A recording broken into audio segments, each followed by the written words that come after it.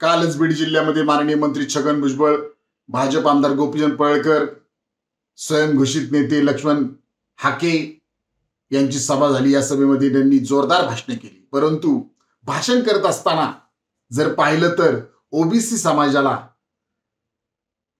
आरक्षण मिळण्यासाठी मंडल आयोग लागू केला माननीय व्हीपी सिंग यांनी, परंतु यांचं नाव सुद्धा या नेत्यांनी काल स्टेजवर घेतल्याचं दिसत नाही। यांना काहीच घेणं देणं नाही।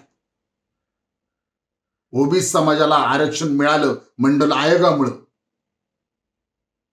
यांनी साधं याची वाच्यता सुद्धा केली नाही, याचं नाव सुद्धा माननीय व्हीपी सिंग यांचं घेतलं नाही। ही अतिशय गंभीर बाब आहे,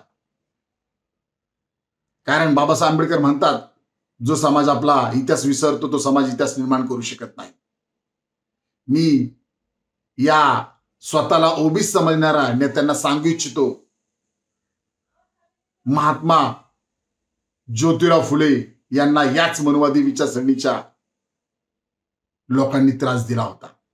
ज्ञानज्योती सावित्रीबाई फुले यांच्या अंगावर तर याच मनुवादी विचारसरणीच्या लोकांनी शेण टाकलं होतं, दगड मारली होती, आणि याच विचारसरणीच्या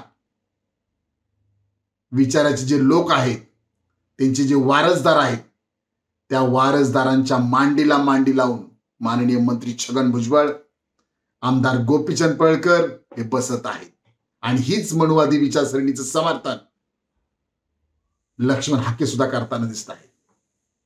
हे ओबीसी समाजाने ओळखावं। माननीय मंत्री छगन भुजबळ, गोपीचंद पळळकर, लक्ष्मण हाके हे ओबीसी समाजाची यांनी काल या सभेच्या माध्यमातून पूर्णपणे दिशाभूल केलेली आहे। या जीआरच्या माध्यमातून काय नुकसान झालं हे सांगा ना। झालंय ना नुकसान? तुम्ही तुमचं मत आहे ना, माननीय मंत्री छगन भुजबळ यांचं, गोपीचंद पळळकर यांचं झालंय ना मत। मग तुम्ही सत्तेतून काय बाहेर पडत नाही? एका बाजूला सत्तेची फळं चाखायची आणि दुसऱ्या बाजूला लोकांमध्ये समाजामध्ये संभ्रम निर्माण करायचा। हे फक्त मंत्रीपद टिकवण्यासाठी, आमदारकी टिकवण्यासाठी हे समाजाने ओळखलं पाहिजे।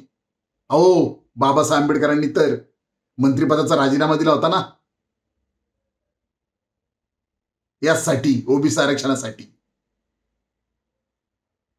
ज्या व्यक्तींनी आपल्या महामानवांना त्रास दिला, ज्या विचाराच्या लोकांनी, त्यांच्या वारसदारांबरोबर मांडीला मांडी लावून बसता आणि लोकांना फसवता। गोपीचंद पळळकर, मी तर तुम्हाला सांगू इच्छितो, तुम्ही ख्रिश्चन धर्माविषयी अत्यंत चुकीची विधानं केलेली आहेत, परंतु क्रांतीसूर्य ज्योतिराव फुले यांना सुद्धा याच मनुवादी विचारसरणीच्या लोकांनी ख्रिश्चन मिशनरींशी तुमचा संपर्क आहे असं हिनवलं होतं। यावर तुमचं मत काय पळळकर? आणि आता लोक म्हणता, मुलींना म्हणता जिम मध्ये जाऊ नका, घरीच व्यायाम करा। लाज वाटली पाहिजे, काय बोलताय? क्रांतीसूर्य ज्योतिराव फुले, ज्ञानज्योती सावित्रीबाई फुले यांनी शिक्षणाचा लाड दिला, मुलींना बाहेर काढलं, शिक्षण घ्यायला सांगितलं, आणि तुम्ही परत म्हणताय घरात चला। हे करायचंय ना तुम्हाला? स्वतःपासून, स्वतःच्या घरापासून सुरुवात करा।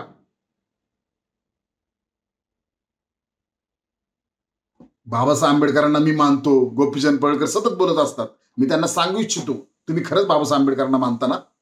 जरा भारतीय जनता पार्टीच्या स्टेजवर जाऊन डॉक्टर बाबासाहेब आंबेडकरांनी ज्या आम्हाला 22 प्रतिज्ञा दिलेल्या आहेत त्याचं वाचन भारतीय जनता पार्टीच्या स्टेजवर करा, हिम्मत असेल तर।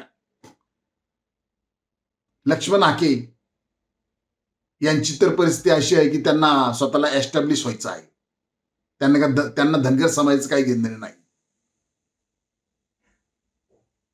कारण ज्यावेळेस ते अरुण बोराडे उपोषण करत होते त्यावेळेस त्यांनी त्यांची भेट सुद्धा घेतलेली नाही। त्यांना ओबीसीचा नेता व्हायचंय।